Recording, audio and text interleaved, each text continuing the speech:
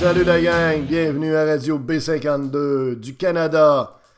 Merci de vous abonner à YouTube, également notre page Facebook également, au monde balado, iTunes, du monde Apple. On passe ça, Night Train au micro. Bravo, cloche, trompette, guitare solo, rock pour Anthony Auclair. Chapeau Anthony qui a fait le club, qui a réalisé l'impensable. Il a réussi à faire le club, les 53 joueurs du line-up des Buccaneers de Tampa Bay dans la National Football League, la Ligue nationale de football. C'est un accomplissement remarquable dont tout le Québec devrait être fier, dont tout le Canada devrait être fier même. Parce qu'il y en a très très peu de joueurs canadiens qui vont jouer dans la Ligue nationale de football. Il y a Laurent Duvernay-Tardy actuellement avec les Chiefs de Kansas City. Il y en a eu quelques-uns, mais très peu, donc bravo. Mais dans le cas d'Anthony Auclair, parce qu'ici à 52, on est des maniaques de football, on suit ça pas mal, le Rouge et Or notamment. C'est particulièrement édifiant, extraordinaire ce qu'il a accompli, Auclair, pour les raisons suivantes. Premièrement, il vient de Notre-Dame-des-Pins dans Beauce. Très belle région. Mais Notre-Dame-des-Pins et la NFL, on comprend que c'est très, très lointain. C'est pas évident de partir d'un bled comme ça, beau petit village, puis de réussir à percer la grosse ligue de football américain. Yes! Première raison. Donc, deuxième raison, on est au Québec. OK? Tout se passe en français.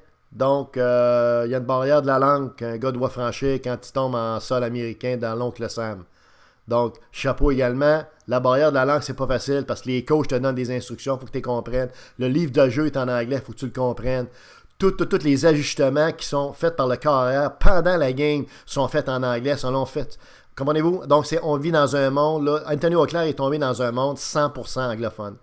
Donc, chapeau également pour cette raison-là. Deuxième raison. Troisième raison, on comprend que Anthony Auclair a commencé à jouer au football très tard. Okay? Il a commencé à jouer au football au cégep. OK? 5 ans après, 6 ans après, il est dans la NFL. Alors, chapeau. OK? Parce qu'il a joué tardivement au football. Ça, c'est la troisième raison. La quatrième raison, Auclair n'était pas un ailier rapproché. Il était corps arrière. Il n'était pas à la position d'ailier rapproché. OK? C'est quand il est arrivé avec le Rouge et Or que là, on l'a converti ailier rapproché. Donc, il a fallu vraiment qu'il travaille d'arrache-pied pour apprendre la position. Et chapeau aux coachs du Rouge et Or qui l'ont formé, encadré, qui ont donné les techniques. OK, pour être un bon receveur et aussi un bon bloqueur. Parce que quand tu es ailier rapproché, il faut que tu sois capable de capter des ballons, attraper des ballons, short range, mais il faut que tu sois également un bon bloqueur. OK, souvent, c'est un 6e bloqueur. OK, sur la ligne, sur les jeux au sol et sur les jeux de protection de passe. Donc, Auclair est un excellent bloqueur. Donc, il a appris cette position-là au Rouge et Or, ça fait à peine 4 ans. Et il est aujourd'hui ailier rapproché dans un club de la NFL. Il faut le faire, là. Comprenez-vous? Donc, c'est une autre raison, quatrième raison qui fait que c'est vraiment extraordinaire. L'autre chose qu'il faut voir, c'est que le football canadien, même si le programme du Rouge et Or est le meilleur au Canada et est exceptionnellement de qualité, le football canadien n'a pas les mêmes règles que le football américain. Donc, il faut qu'ils apprennent un autre système de jeu, d'autres régulations, d'autres règles, d'autres façons de penser vite dans un système qui est celui du football américain. OK, on vous dit ça comme ça vite, là, mais c'est un autre move, ça. Donc, c'est une 5e raison pour laquelle c'est un obstacle de plus pour un Canadien d'aller jouer aux États-Unis. Un obstacle majeur, ça. C'est pas en tout le même monde, comprenez-vous? Donc, Auclair a surmonté ça, il s'est tapé, en tout cas, tu sais, vraiment, là, c'est extraordinaire ce qu'il a accompli, là. OK? Donc, c'est une 5e raison. L'autre élément qu'il faut voir, c'est que le football canadien, qu'on le veuille ou non, n'a pas une très bonne réputation par rapport au football américain. C'est un football qui est de qualité, on s'entend. Je parle du football universitaire, là, puis même des niveaux inférieurs. Mais c'est un football qui n'est pas tout à fait sur la même coche que les gros programmes américains comme Ohio State, on s'entend, Michigan, je sais pas moi, Boston College, USC, nommez-les, tu sais, Alabama. On n'est pas là, OK? Question d'argent beaucoup là-dedans, puis question de culture aussi. Le football américain, c'est dans les gènes des Américains comme nous le hockey, OK? Donc, le football canadien n'a pas une très très bonne réputation. Fait que je vous dirais qu'ils ne sont pas portés nécessairement, les clubs américains, la NFL, à regarder trop du côté du Canada. Ils le font un petit peu plus, là. Donc, quand tu es repêché, c'est-à-dire quand un club américain s'intéresse à toi, ben chapeau. Juste d'être intéressé à toi, ça veut dire que tu as accompli quelque chose de grand.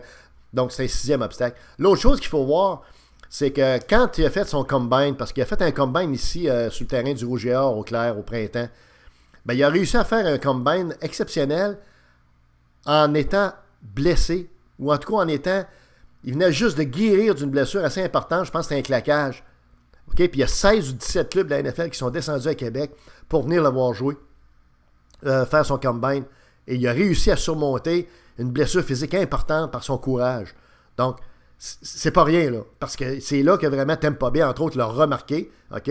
Puis c'est ça qui a fait en sorte qu'il a été invité, que plusieurs clubs s'intéressaient à lui et également qui a été invité par Tampa Bay.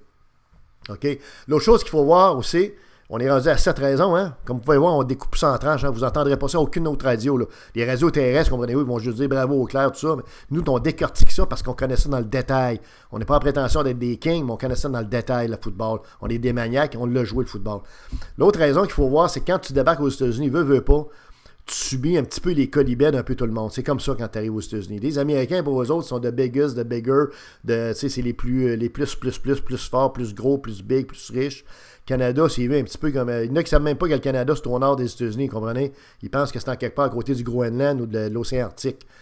Alors, vous subissez un petit peu les colibets. Fait que veux pas, il faut que vous sachiez vous adapter culturellement dans un locker room avec tes coéquipiers, avec tes coachs, en étant, je dirais, en ayant le sens du compromis. Il faut que tu acceptes vraiment les jokes et tout ça, des fois, qui ne sont pas toujours drôles. Bref, il y a une adaptation culturelle qui est non négligeable, qui ne doit pas entacher ta performance sur le terrain, parce que, je termine là-dessus, quand tu fais le camp d'entraînement d'un club de la NFL, à tous les jours, à toutes les heures, à toutes les minutes, à toutes les secondes, chaque move que tu fais est scruté à la loupe par les coachs. Il faut que tu performes à un niveau supérieur, full proof, 200% tout le temps.